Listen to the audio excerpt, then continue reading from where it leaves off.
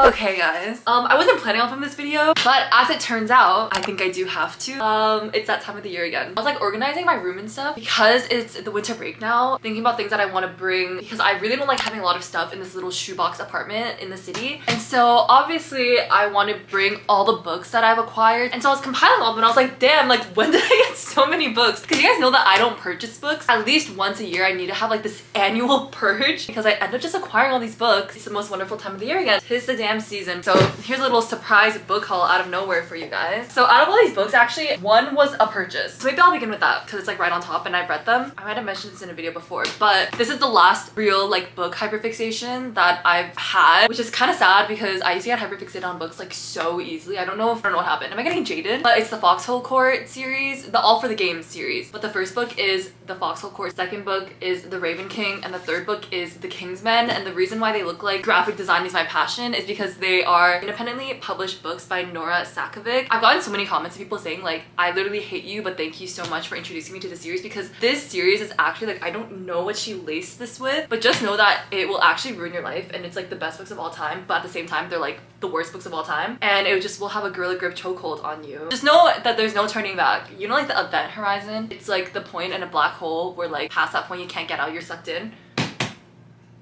Be careful with these ones. I wouldn't consider them to be like super social media type hype books. Like I think that it's like kind of for a niche community when you're part of it. It's like the biggest, like I don't think you're prepared. They're like the most, I know because I'm part of it now. Like once you're in with these books. So yeah, tread carefully. You're wondering why I don't come around like that. So I bought these because they were a reread. I originally read them on my Kindle. There was like this point in the semester where I actually was losing my mind because I could not stop thinking about these books. It was actually bad. Like I actually couldn't function, and then the demons won, and then I bought all of them from Jeff Bezos. I don't think people understand. Like I actually like couldn't function until I had these books in my hand and I could reread them, and not only reread them, I annotated them, and now these are literally all, I actually swear like I could sell this for money. What I did was that I annotated it, but then I also like added sticky notes of like everything, girl. Like, do you do this or are you normal? Because Nora Sakovic has a Tumblr. I cannot believe that I went on Tumblr for this. Like, I'm not a Tumblr girl. I don't even know how that website works, but there's like extra content and stuff like in the archives, like so much, like the lore around the series is so big. And I literally went through, annotated everything, including all of the lore for all of these books. These are like my prized possessions. I like, you know when Stephen Yun has that museum of that gorilla in Nope?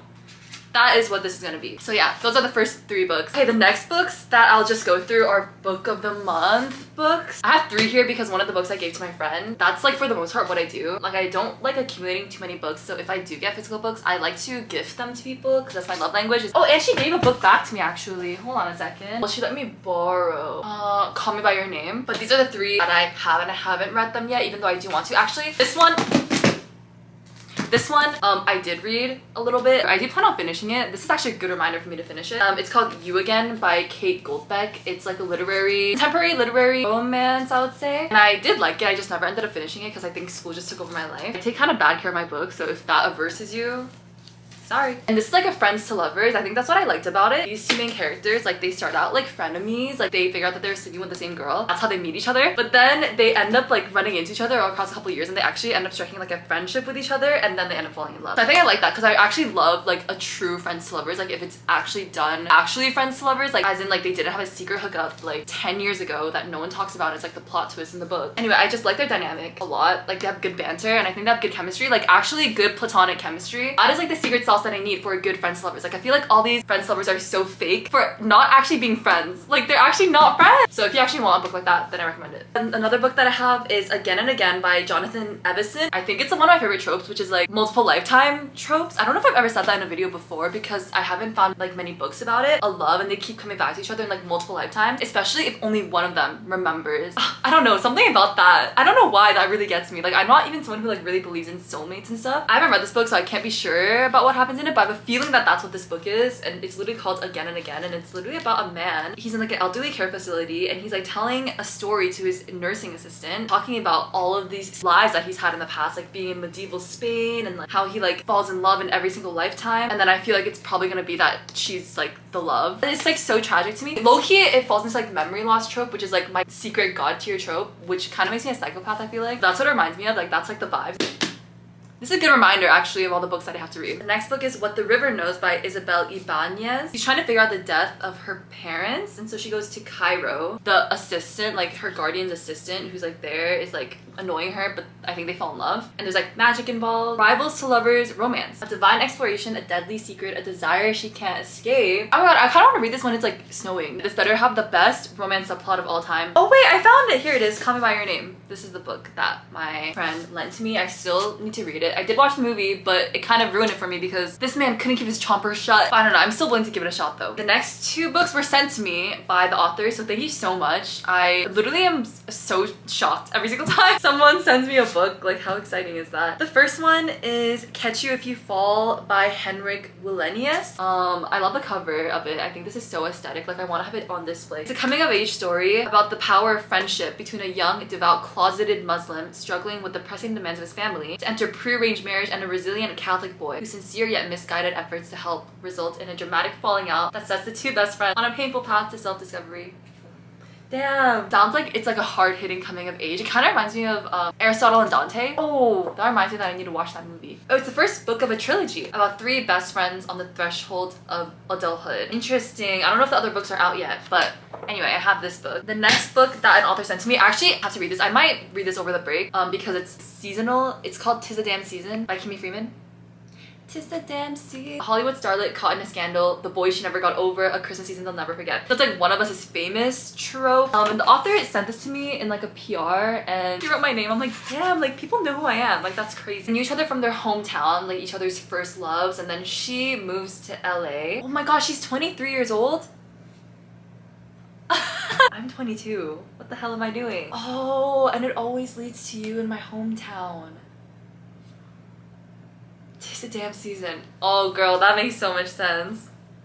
Okay, the last two books of this little impromptu book haul I acquired in the last like couple days. I actually got these books on like a blind date with a book. So basically during final season, I was like going to this one library on my campus, and I saw that there was like a little like Christmas tree type of thing, and I saw these packages. I didn't even know that our library had fictional books like this to take out. The first book is The Rosie Result. This is the last book in the Don Tillman trilogy. The first book is The Rosie Project. I've actually heard of that book before. I just like never got around to reading it, even though I low-key had some interest. I was a bit skeptical because it's written by a white man. You guys know how I feel about men, so I was like, not sure if I want to read that. However, I didn't know what this book series was about, but now I kind of am like, wait a second, I kind of want to give it a shot. The main character is Don Tillman. He's a scientist. I didn't read the other books, but I think in the first book it's like it's him trying to find his wife, most compatible person. Then he meets Rosie, who's like nothing like he thought. It shouldn't make sense, but they do. And so this is 10 years after that first book when they first get together. They've been like married for 10 years and they have a kid named Hudson. They say that he's having trouble socially, and they're suggesting an autism assessment, and I think it's like kind of all the feelings and journey around that. It forces Don to revisit his own childhood and to confront questions about his own identity. I don't know if it's confirmed because I didn't read the other books, but I feel like Don might be autistic, or at least coded that way. So I feel like maybe there's gonna be a journey of identity in that, and that actually made me really interested.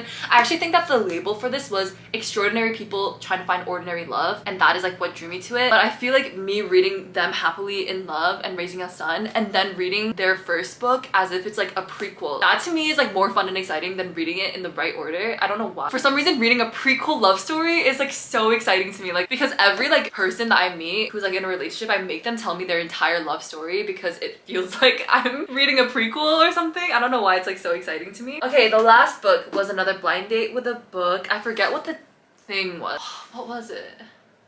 Oh, I think it was like a moving contemporary romance with complex characters. So then I unwrapped it in the dead silent library. Oh my god, I was like fighting for my life in there. And it's Between You and Me by Susan Wiggs. I don't know if it's like single dad-ish vibes. It's like this guy, he has to raise his orphaned niece and nephew, and then the woman is a doctor, and then there's like an accident that brings them two together. I really like books like this where there is like a romance in it, but it's not like a romance book like this is, you know what I mean? I always need there to be something more than just the romance. Like my perfect scenario is a combination between literary fiction and a romance, and I'm hoping that that is what this is. Lately I've been on like the blind reading wave of like going into books without even knowing what it's about even a little bit. I used to never ever do that because one thing about me is that I'm a monster and I love spoilers, but these days I've been too lazy to even search up books. Like I just get it and then I read it. Anyway, that was the last book that I have to share with you guys in the haul. If you guys have read any of these or you want me to read any of them, please let me know. I guess I'll see you guys next year for my next annual book haul. I like doesn't even count as a haul if I didn't buy any of them. And then while I have you guys here, can you guys just recommend me your latest book hyperfixation? I'm talking about like obsessive hyperfixation, like not just like a, oh I like this book, I enjoyed it, not even like a, oh I like love this book, like I think you should read it, but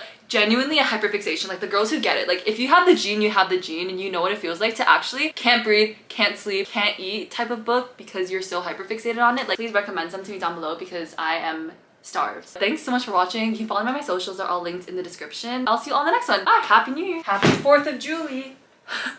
If you guys know that reference, we're literally best friends. Okay, goodbye. Good fortune, Toby.